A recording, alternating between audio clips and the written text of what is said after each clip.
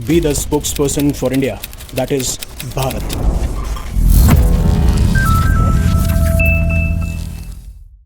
अब ईरान के जो सुप्रीम लीडर हैं प्रेजेंट टाइम पे मौजतबा खमीनी, उन्होंने अभी एक नए मिलिट्री एडवाइज़र को अपॉइंट किया है जिनका नाम है मोहसेन रेज़ाई। अब उन्होंने डोनाल्ड ट्रंप को एक डेडलाइन दे दी है कि अगर आप यूएस का सर्वाइवल चाहते हैं कि वो कोलैप्स ना हो, तो आप ध्यान रखिएगा क्योंकि अब यूएस का जो सर्वाइवल है वो आगे जाके कोलैप्स कर सकता है। और ये डेडलाइन तब आई है जब ट्रंप का अल्टीमेटम आता है कि पहले हम आपके न्यूक्लियर पावर प्लांट पे अटैक करेंगे, फिर उसके बाद में वो ये कहते हैं कि हम 5 दिनों का विराम ले रहे हैं, पॉज ले रहे हैं, कोई भी अटैक नहीं होगा, मेरी बहुत अच्छी बातचीत हो रही है। लेकिन ईरान उसके रिटेलिएशन में ये कहता है कि हमारी डायरेक्टली इनडायरेक्टली कोई बात नहीं हो रही। देखिए मैं आपको बता दूं, पहले भी मैंने कहा था डायरेक्टली कोई भी बात नहीं हो रही है, और इवन जब तक मीडिएटर के नाम भी नहीं आए थे मैंने आपको ये कह दिया था कि बहुत सारे मीडिएटर्स अब इस वॉर को रुकवाने की कोशिश कर रहे हैं जिससे ये रीजनल वॉर में एस्केलेट ना हो। बट चांसेस मुझे लग रहे हैं कि हो सकता है कि ये वॉर अभी नहीं रुकने वाली। और खासकर जब ट्रंप का एडमिनिस्ट्रेशन 15 पॉइंट का सीज़फायर प्लान ईरान को भेजता है, और वो भी भेजा गया है पाकिस्तान के द्वारा, क्योंकि पाकिस्तान जो है एक तरीके से जो मेजर पावर्स अभी इन्वॉल्व हैं इस वॉर के अंदर, उनके साथ में एक ठीक ठाक रिलेशन एस्टेब्लिश कर रखा है, चाहे से सऊदी अरेबिया हो या फिर उसके बाद में ईरान हो या फिर यूएस हो। अब हाँ ठीक है, बातचीत हो रही है कि कैसे सऊदी अरेबिया को बिट्रे किया है पाकिस्तान ने उस डिफेंस म्यूचुअल एग्रीमेंट के तहत, जहाँ पे ये कहा जा रहा था कि सऊदी अरेबिया पे अटैक होगा तो पाकिस्तान आ जाएंगे, और पाकिस्तान काफ़ी बार विजिट भी कर रहा है। बट खैर उसके बारे में कभी और बात करेंगे। लेकिन जब ट्रंप ने ये डेडलाइन एक्सटेंड किया तो वो ये एक्सपेक्ट नहीं कर रहे होंगे कि ऐसा कोई रिस्पॉन्स मुझे देखने को मिलेगा, जहाँ पे मैं अभी पॉज ले रहा हूँ, विराम ले रहा हूँ, ये सारी चीज़ें हो रही हैं। अब एक तरफ तो बैक चैनल डिप्लोमेसी एक्टिव है, बट दूसरी तरफ आप ये देखेंगे कल एक रिपोर्ट निकल के आई जिसमें ईरान ने साफ साफ ये क्लेम किया कि अभी भी हमारी जो एनर्जी इंफ्रास्ट्रक्चर है, खासकर जो इस्फहान के अंदर गैस इंफ्रास्ट्रक्चर है और खुरमशार के अंदर इनका एक पावर प्लांट है जिससे पाइपलाइन लिंक कर रखी है, वहां पे अटैक किया गया। हालांकि अभी तक कोई भी इंफॉर्मेशन नहीं है कि कितनी कैजुअलिटीज हुई हैं, कितना डैमेज हुआ है। और बट ईरान जब भी आप कुछ एक्शन लेंगे तो ईरान आपको रिटेलिएट करता हुआ नजर आएगा। जैसे उन्होंने पहले यूएई के अंदर अमेजन के जो डेटा सेंटर्स हैं उनको टारगेट किया, फिर उसके बाद में कल ये न्यूज़ निकल के आती है कि ड्रोन से एक अटैक किया गया है अमेजन के डेटा सेंटर्स बहरीन के ऊपर भी। और अब आप ईरानियन स्टेट मीडिया देखेंगे ना, वो साफ साफ मॉक कर रहा है, और जो भी क्लेम डोनाल्ड ट्रंप के द्वारा किए जा रहे हैं उसको साफ साफ खारिज कर दिया जा रहा है। आपसे मैं सिर्फ एक चीज़ जानना चाहता हूं कि आपका क्या पॉइंट ऑफ व्यू है अभी जो सिनेरियोज चल रहे हैं। और देखिए मुझे कभी भी पसंद नहीं है कि मैं एक आर्टिकल के ऊपर आपको 10 मिनट 12 मिनट बोर करूं, मेरा कभी वो मुझे सही भी नहीं लगता है जब तक आपको एक कॉम्प्रहेंसिव पिक्चर ना लगे। लेकिन अब जिस तरीके से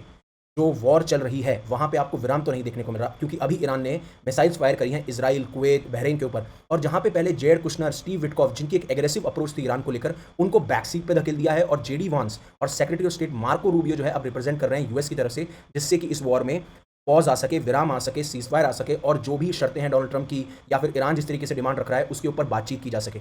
लेकिन अब ये सब कुछ साफ साफ नजर आ रहा है कि जो इस टाइम के मिलिट्री एडवाइजर हैं उन्होंने ये कह दिया है कि अगर आप यूएस को बचाना चाहते हैं तो बचा लीजिए, क्योंकि अब ये डेडलाइन आपके पास आ चुकी है। हालांकि इन्होंने ऐसा कोई स्टेटमेंट नहीं दिया कि डेडलाइन कितनी है, 5 दिनों की है, 15 दिनों की है, 20 दिनों की है, इसके ऊपर कोई बात नहीं की गई, कोई एग्जैक्ट टाइम फ्रेम नहीं है। बट यूएस को एक धमकी जरूर दे दिया है कि हम आपको पूरी तरीके से पैरालाइज कर देंगे। जहां तक बात करें मोहसेन रेज़ाई की, तो ये पहले इस्लामिक रिवॉल्यूशनरी गार्ड कॉर्प्स के हाई रैंकिंग ऑफिसर रह चुके हैं, जिन्होंने ना खाली ये कहा कि हम यूएस को पैरालाइज कर देंगे, बट इवन आपकी जितनी भी शिप्स आपको अरेबियन सी में देखने को मिल रही है ना, वो सिंक करती हुई नजर आएंगी, वो डूबती हुई नजर आएंगी। अब जब मैं इस वीडियो को सर्च कर रहा था मैंने काफ़ी कोशिश करी कि वो वीडियो मुझे मिले, हालांकि वो वीडियो मुझे नहीं मिला है, बट जो state run Iranian national agency है वहां से ये क्लेम निकल के आता है, और काफ़ी सारी रिपोर्ट्स इसके बारे में बात भी कर रही हैं। और उन्होंने ये कहा कि अगर तुमने इस्लामिक रिपब्लिक ऑफ ईरान के इंफ्रास्ट्रक्चर पे अटैक करते हो तो हमारा जवाब आई फॉर आई नहीं होगा बल्कि हेड फॉर एन आई होगा। अब इसका आप मतलब समझिए, जब आप मान लीजिए यूएस को अटैक करता है, अगर उसके बराबरी में ईरान अटैक कर रहा है तो आप कह सकते हो एन आई फॉर एन आई, आंख के बदले आंख। बट अब जिस तरीके की टोन ईरान ने अपना लिया कि अगर आप हमारी आंख के ऊपर अटैक करोगे तो हम आपके सर के लिए आएंगे, मतलब इनका रिटेलिएशन बहुत ज़्यादा डेडली होगा एज कंपेयर टू अगर यूनाइटेड स्टेट्स इनके ऊपर अटैक करता है तो। और इन्होंने सिर्फ इतनी बात नहीं करी, इन्होंने ये भी कहा कि डोनाल्ड ट्रंप और इजराइल जो है ना, इजराइल के प्राइम मिनिस्टर, वो कॉन्जॉइंट ट्विन्स हैं, वो एक साथ पैदा हुए, लेकिन बस इनकी स्ट्रैटेजी थोड़ी बहुत अलग है, और इसीलिए बहुत सारे कंफ्यूजन इस वॉर को लेके क्रिएट किए जा रहे हैं। अब जब मोहसिन रेज़ी ने ये बात Iranian state television news network पे करी तो बहुत एक लंबा इंटरव्यू था, जहां पे उन्होंने 3 डिमांड्स रखी हैं। पहला ये कि जो भी हमारे यहाँ पे डैमेजेस हुए हैं उसका पेमेंट यूएस और इजराइल को देना पड़ेगा। जो 47 साल से आपने हमारे ऊपर किसी ना किसी तरीके से सैंक्शंस लगा रखे हैं उसको आपको कंप्लीटली हटाना है, और अगर ये गारंटी नहीं मिलती है तो साफ साफ बहुत बड़ा रिटेलिएशन हो सकता है। और इवन तीसरी डिमांड इनकी ये थी कि यूनाइटेड स्टेट्स अब ईरान के इंटरनल अफेयर्स में बिल्कुल इंटरफेयर नहीं कराता पाया जाएगा।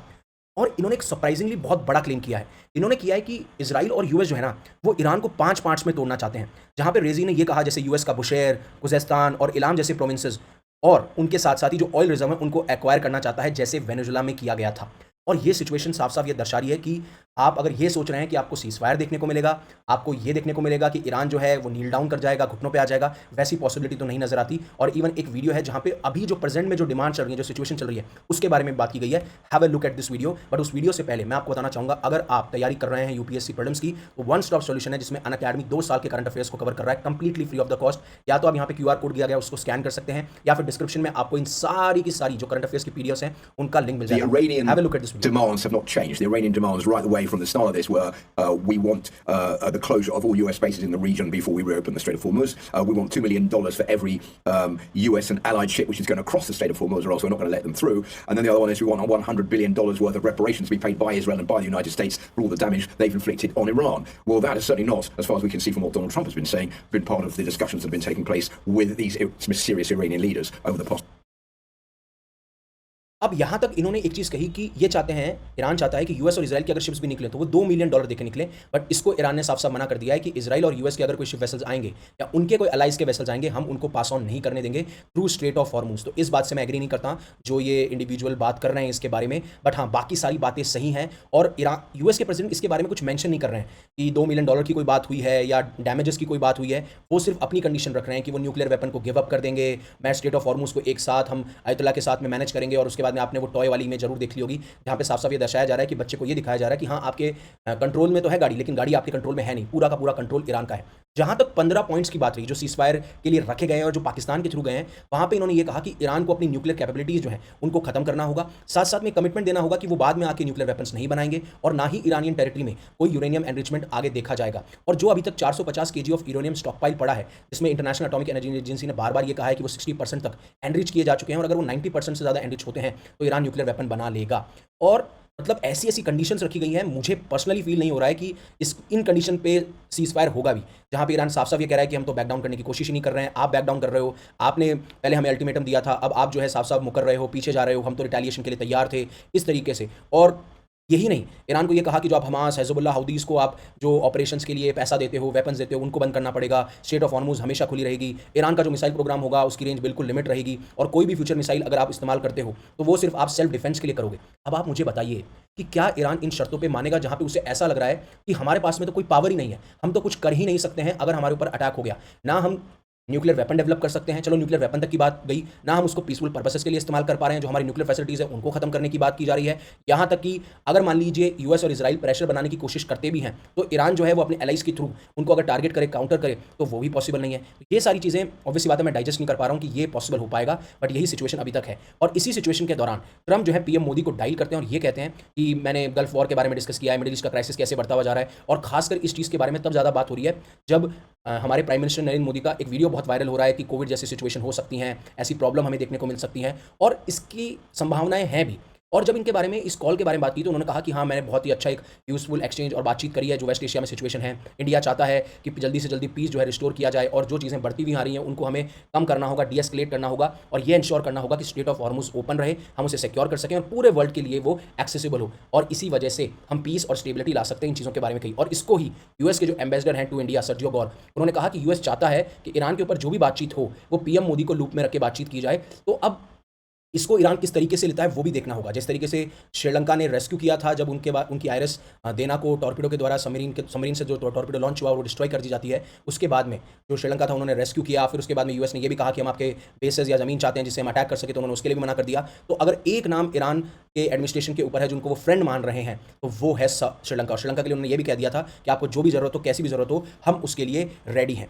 और अगर आप सोच रहे हैं ना कि सिचुएशन बद से बदतर हो रही है कि नहीं हो रही है, क्योंकि फिलीपींस ऐसा पहला देश बन चुका है जिन्होंने नेशनल एनर्जी इमरजेंसी डिक्लेयर कर दिया है। जिस तरीके से एनर्जी का क्राइसिस देखने को मिल रहा है, चाहे से वो डिमांड और सप्लाई का खेलो, क्योंकि जो फिलीपींस की डोमेस्टिक डिमांड है वो फुलफिल नहीं हो पा रही है, एनर्जी स्टेबिलिटी अभी दिख नहीं रही है ongoing war in West Asia की वजह से। इसीलिए अब जो बिल्कुल ऐसी असेंशियल नीड्स हैं उनके लिए ही आपको एनर्जी देखने को मिलेगी, बाकी बहुत ज़्यादा मुश्किल हो रहा है। और खासकर बात यह है कि जब पीएम मोदी ने इसके बारे में बात करी थी ना कि कोरोना जैसे सिचुएशन हो सकते हैं, तो एक आरटीआई फाइल की गई और उस आरटीआई में ये लिखा गया है कि जो इंडिया के स्ट्रेटेजिक ऑयल रिजर्व हैं, जो हम ऑयल का जो स्टॉक पाइल क्रिएट करके रखते हैं या स्टोर करके रखते हैं जहाँ पे, जिसमें कि कोई भी ऐसी इमरजेंसी आती है तो हम उसका इस्तेमाल कर सकें, अब वो सिर्फ हमारी 9.5 डेज़ की डिमांड को फुलफिल कर सकता है। अब इशारे बहुत अलग अलग तरीके से हैं। जिस तरीके से प्राइम मिनिस्टर नरेंद्र मोदी बोल रहे हैं तो ऐसा लगता है ये वॉर बहुत खिंचेगी। जो डिमांड्स रखी गई हैं मुझे नहीं लगता कि ईरान इसके ऊपर आके बैठ के बात करेगा और कहेगा कि हम ये सारी डिमांड्स मानते हैं। अगर ये नहीं होता है तो डोनाल्ड ट्रंप वैसे ही अपना मन बना चुके हैं कि आने वाले टाइम पे मैं अटैक तो करके ही रहूंगा। लेकिन कोशिश ये की जा रही है कि इनको इतना टाइम मिल जाए कि या तो डिप्लोमेसी से रास्ता निकल जाए, क्योंकि फिर उसके बाद में अगेन आप इंटरनेशनल मीडिया में देखेंगे ना कि तो पहले जब न्यूक्लियर नेगोशिएशन चल रही थी तब ये पिक्चर क्रिएट की जा रही थी जो मैंने कहा था कि डोनाल्ड ट्रंप जो है नेगोशिएशन के फेवर में है, लेकिन डोनाल्ड ट्रंप नेगोशिएशन के फेवर में थे नहीं, बस वो नेगोशिएशन छलावा था। और अभी भी ये चीज़ मुझे लग रही है कि एज ए छलावा है, वो टाइम बाय कर रहे हैं कोई बड़े इवेंट के लिए जिससे कि वो ईरान को कमजोर कर सके, और उन्हें पता है कि ईरान ये डिमांड्स नहीं मानेगा। बट अब ये जो चीज़ है, ये वॉर है, अभी हमारे घर तक आ चुकी है। अभी तो हमें थोड़ा बहुत हल्का फुल्का फील हो रहा था, लेकिन अब जिस तरीके से आरटीआई फाइल हुई है, स्ट्रेटेजिक ऑयल रिजर्व्स कम हो रहे हैं, तो इसकी संभावनाएं ज़्यादा बढ़ जाती हैं। लेकिन ट्रंप इतने डेस्परेट क्यों हैं इस वॉर को खत्म करने के लिए, और ईरान इस तरीके से बिहेव कर रहा है कि उन्हें फर्क ही नहीं पड़ता है। वो ये उनको कोई जल्दीबाजी नहीं है कि हमें इस वॉर को खत्म करना है या नहीं करना है। तो इसमें आपको एक चीज़ समझनी पड़ेगी कि डोनाल्ड ट्रंप जब इस वॉर में घुसे तो ऑब्वियसली उनका कोई ऑब्जेक्टिव क्लियर दिखता नहीं है।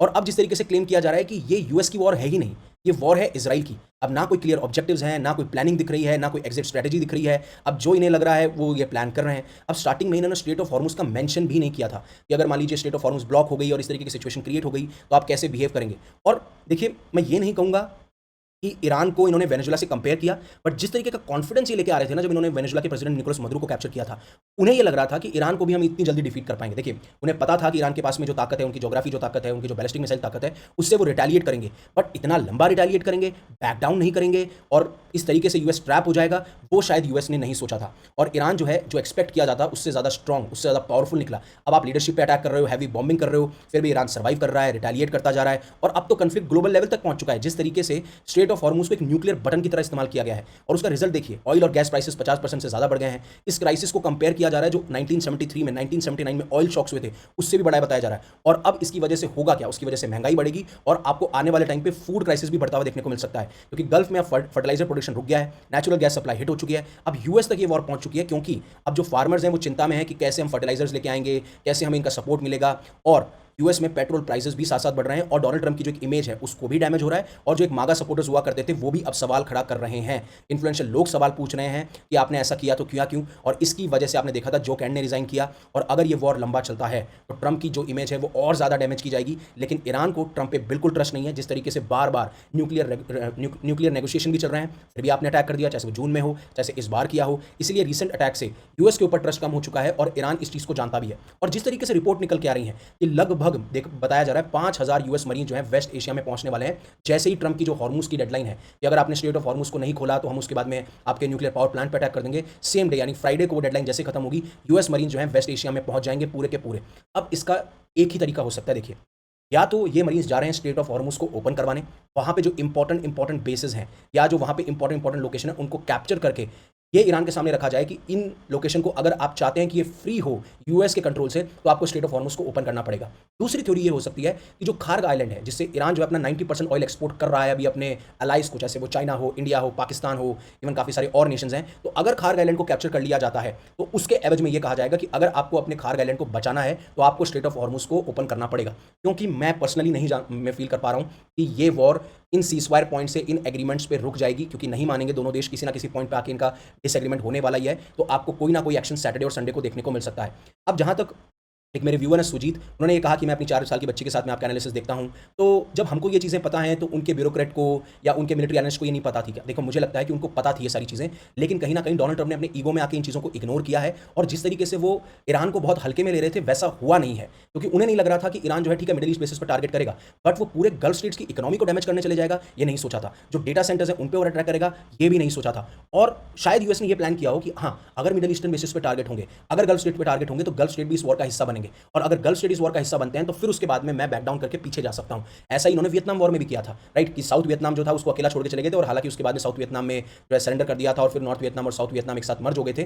बट ये स्ट्रैटेजी सोच रहे थे, ऐसा कुछ होने का प्लान बनाया जा रहा था, बट वैसा हुआ नहीं, और इसीलिए ये बहुत ज़्यादा डेडली हो चुका है। तो अब ये देखना है कि ये मरीन्स वहां पहुंच के करते हैं तो क्या करते हैं, क्या इनका कोई एक्शन होगा। आई होप ये एक्शन ना हो, बिकॉज बहुत सारा सोल्जर जो है मारे जाएंगे, बहुत ज़्यादा सिचुएशन और ज़्यादा एक्सकेलेट कर सकती है, और इसी वजह से जो ऑयल की सप्लाई है, जो गैस की सप्लाई है, वो पूरी पूरे विश्व भर में डैमेज की हो सकती है और देन आपको बहुत ज़्यादा बड़ा एस्केलेशन देखने को मिल सकता है पूरे वर्ल्ड ऑर्डर के अंदर। अब आपका क्या मानना है प्लीज़ आप कमेंट सेक्शन में जरूर बताइएगा, लेकिन आपको मैं एक वीडियो दिखाना चाहता हूं कि किस तरीके से मीम्स के थ्रू, मिसाइल्स के थ्रू, मजाक के थ्रू ईरान इस बैटल को जीत रहा है अगेंस्ट ट्रंप। और यही चीज़ शायद हमें भी करनी चाहिए, हमें भी सीखनी चाहिए कि काफ़ी बार ग्राउंड पे आप क्या कर रहे हैं, किस तरीके के आप हमें एग्जाम्पल्स दे रहे हैं, वो ठीक है, हमें एविडेंसेस देने चाहिए कि हमने ये किया वीडियोज़ के थ्रू, इमेजेस के थ्रू, बट काफ़ी बार सोशल मीडिया पे भी वॉर जीतना बहुत ज़रूरी है, क्योंकि यही वॉर नैरेटिव डेवलप करता है कि किस तरीके की सिचुएशन बनी हुई है। इतने अटैक हो रहे हैं रिजीम, और डोनाल्ड ट्रंप बोलते हैं रिजीम चेंज तो मैंने कर दिया, मैंने कितने लीडर्स उड़ा दिए हैं। अरे रिजीम चेंज जब होती है जब आपका पपेट वहां बैठे, आपके इंडिविजुअल वहां बैठे, आप ईरान को अपने हिसाब से कंट्रोल कर सको। अब आप अगर एग्रीमेंट भेज रहे हो, सीज़फायर प्लान भेज रहे हो, तो आपने रिजीम चेंज नहीं करी है। और ऐसे काफी सारे वीडियो वायरल हो रहे हैं और डोनाल्ड ट्रंप तो यही कहते रहते हैं बार बार, we have won the war,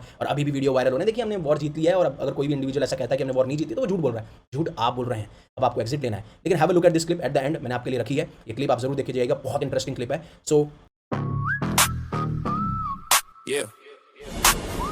Cross the ocean just to find your grave.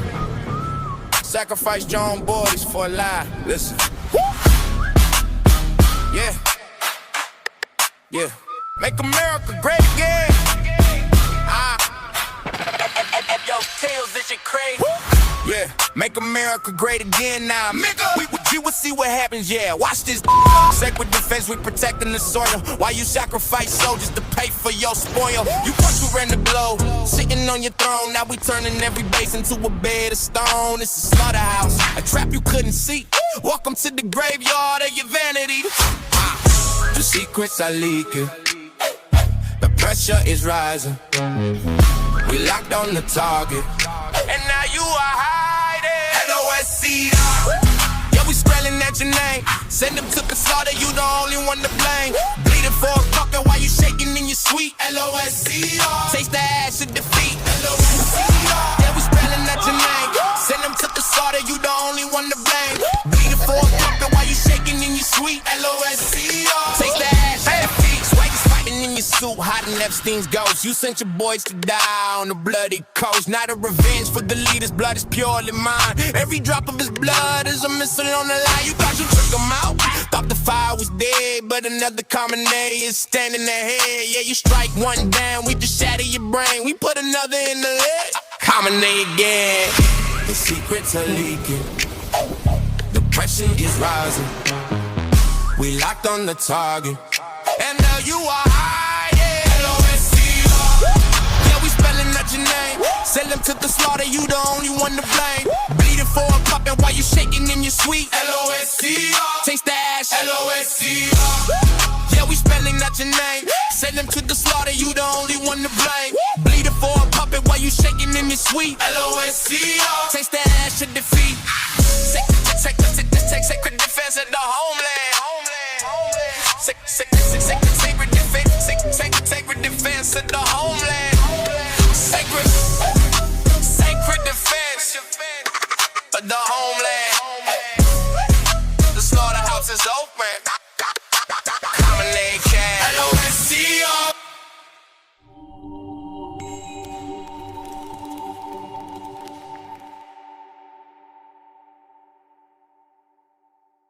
Thank you very much for giving me your precious asset, that is your time. Stay safe, stay happy, take care. Jai Hind, Jai Bharat. And always remember one thing, live in such a way that universe will be proud of you.